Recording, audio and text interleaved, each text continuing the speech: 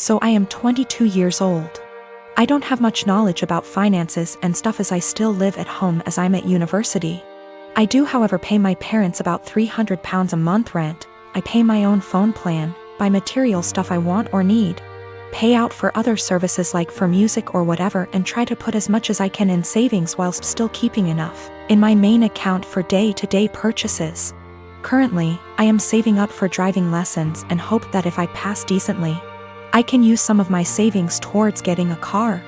I'm in my final year of uni, so I'll be done and able to work full-time when all this happens. I also decided to get a credit card so I can learn how to manage credit wisely and build some up. My credit score is good for someone of my age and circumstance, but obviously it's nothing great in comparison for other stuff. I should point out that at most I only plan on using this card with a total adding up to £100. I've stuck to that so far and only actually used it twice, with these purchases only adding up to £80, and I paid it off quickly. I do not plan on exceeding my limit anytime soon, as I've heard far too many horror stories of people just using their credit card too much cause it was handy and getting into debt. The only people I disclose this to was my dad, as my mom has the tendency to blab to my brother and sister-in-law, both 28. She happened to overhear us talking one day, and before I knew it, my brother and sister-in-law got wind and asked me if they could use it. They both admitted they had debt spurned on by excessive credit card use and thought that since I basically had nothing owed on mine, it was free money. I told them quite politely that I was really uncomfortable with that idea and that I would owe the money and I can't magic up that kind of money. Things went quiet until a few days later they both turned up at the house. They were nice to start with, but basically started demanding I let them use the card, and they tried to manipulate my mother into guilting me into doing it. I got really angry, and when my brother said I owe it to them because they used to babysit me up until a couple of years ago, I laughed in their faces and walked out. When I came home, I learned they tried to manipulate my dad and he kicked them both out. My mother then tried and he told her to go too, and she is currently staying with my brother and Sil. The only person on my side is my dad, who tells me they're all trying to take me for a ride and they're trying to manipulate me cause I'm young and they think I'm vulnerable. My brother, sister-in-law and mom on the other hand think it isn't a big deal letting someone else use my card. It's really messing with my head, and I just want everyone to stop being in an argument. This happened during this weekend, me being in my early 30s and my GF in her late 20s. I was invited to a wedding ceremony of a colleague and could bring someone with me. I asked my girlfriend that I've been dating for a year if she would like to join me, and she was really happy because she apparently loves weddings. Since we don't live together, I drove to pick her up so we'd have some time to spare before the ceremony. As she comes out, she looks really beautiful and has obviously put in time to fix her hair and makeup. She's also wearing an off-white dress that was rather ornate. As she got in, I told her that she looked stunning, but I asked if she could change to a different colored dress for the ceremony. I'm not one for etiquette by far, but one of the few things I have heard everywhere is that you should not wear a white dress to a wedding unless you're the bride. She became pretty upset and wanted to know what was wrong with her dress. I said that it would be inappropriate to wear a white or off-white dress unless you're the bride, and that it's like wedding law or something. Trying to be light-hearted about it, she rolled her eyes and said that it was an outdated tradition about women and virginity, and that when her friends got married everyone wore white and that it's not a big thing anymore. I told her that I don't know what the dress code is for this ceremony, but since it's not saying all white clothes, I still thought she should change to another color, but white or almost white, because my colleague was getting married and we had no idea how she felt about it. My GF became really upset and told me that I was trying to control what she was wearing and that it was abusive, which honestly made me really upset and hurt. I said something along the lines of, well, you shouldn't go to a wedding with an abuser then, and then I told her to off out of my car. She began to cry and wanted to apologize and give me a hug, but I just told her to get out, which she did. To clarify, we never left the driveway by her home. I did not drop her off in the middle of nowhere or anything like that. I drove off and she called and texted me a bunch. I answered, I don't want to talk right now, and then turned my phone off and attended the ceremony. The bride was the only one that was wearing white, so I feel as if my gut feeling was the right one. When I got home, my phone had blown up by texts from her and her best friend saying that I was being inconsiderate and controlling, and should apologize for my behavior. I vented to a few friends, most of them agreeing with me, but some have said that it was an asshole thing to tell her that she could not wear her dress, because it had nothing to do with me. I feel as if I was in the right since it was my colleague's wedding and it was better to be safe than sorry. But I'm also not sure if I was being an asshole about the situation. My girlfriend found out about the thread, don't know if she knew my handle, or just found it, and we talked over the phone. She apologized and I apologized, and it was a pretty good talk. She asked if she could come over, and I said no and that it would be best for us to go our separate ways. She got upset and asked why I wouldn't even try to work it out. I basically just said good. Bye. And then she said my was small, which actually made me laugh after what had been a pretty mature conversation, and then she hung up.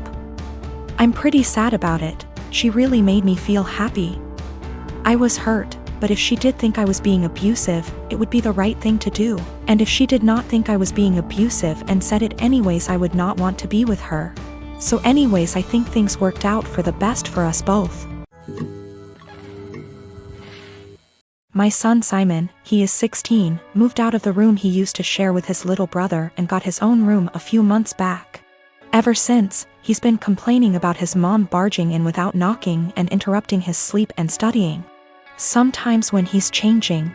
I know that she's his mother, but he says he's got his own room and has a job and is learning to become an independent adult, but doesn't feel like his privacy is being respected even when that's his mom.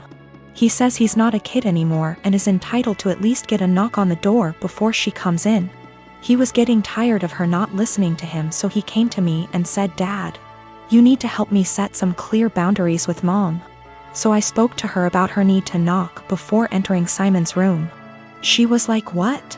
And no, we're family, not strangers. Do you really expect me to foolishly knock on the door 5 times a day? That's ridiculous.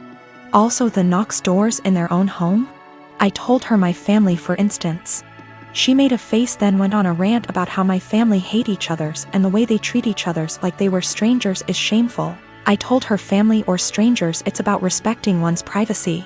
We had an argument about it and I told her if she wasn't going to stop with the barging and refuse to knock on the door before entering, then our son will get a lock.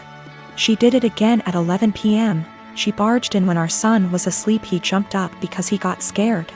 Once he told me this, I told him to go ahead and get a lock and pay for it with his own money. There was literally no other way.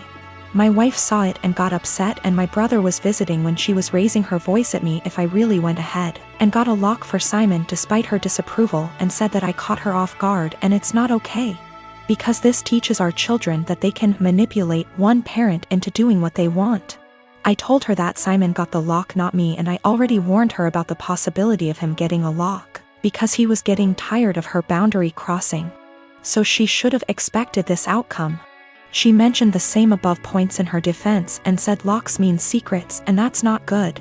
My brother was sitting watching while she was complaining. She began chewing him out when he asked her to let Simon keep the lock and said it wasn't a big deal. She stopped talking to me and Simon till we removed the lock, but I've no intentions on doing that. When my daughter was 14, wife and I decided we would buy a car for her to use on her 16th if she proved herself to be responsible, got good grades, etc. There would be a contract of sorts to ensure we were all on the same page. The stipulations were continuing good grades, good attitude, she could only bring one friend with her somewhere, to begin with. We had to know where she was, and the obvious too, don't drink and drive, and don't text and drive. We made it clear that we were buying the car, but it was for her to use. We got the car, a 2012 Honda Civic. She has a summer job right now, it's summer break, so she's out doing stuff with her friends, etc. In a few months she will be off to college.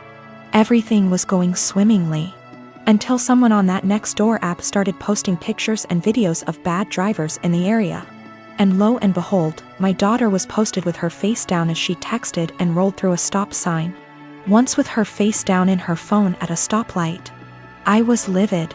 My wife was the one who showed it to me. We found out there were more instances from her Instagram stories, and we decided, no. Wife and I up and sold the car. We didn't lose very much in the process, except of course our daughter completely came unraveled. It's so unfair, I didn't hurt anyone, everyone's doing it. How am I supposed to get to work? What about when I go to college? Well, we said no, it's not unfair, you hurt us by being a shitty, irresponsible driver. No, not everyone's doing it. You can walk, ride your bike, or take the bus, and as for college, you don't need the car to get to and from classes, and again, ride your bike or walk. She tried to play the, how can you send your daughter to college without her safety in mind? Card, and I said, well, now you're concerned about safety? And she just up and screamed. This has everyone in our life up in arms and divided. Her grandparents think we're being over the top and awful, that grounding her would have sufficed. They've threatened that they will buy her a car again if we try to send her to college without one. The car is already sold, so there's no going back. I think what we did was absolutely correct, that actions have consequences and we would be in the wrong to pull back from that. In terms of her going to college? Well, she made that choice. She had a car, it came with certain stipulations, she disobeyed us, and now she pays the price.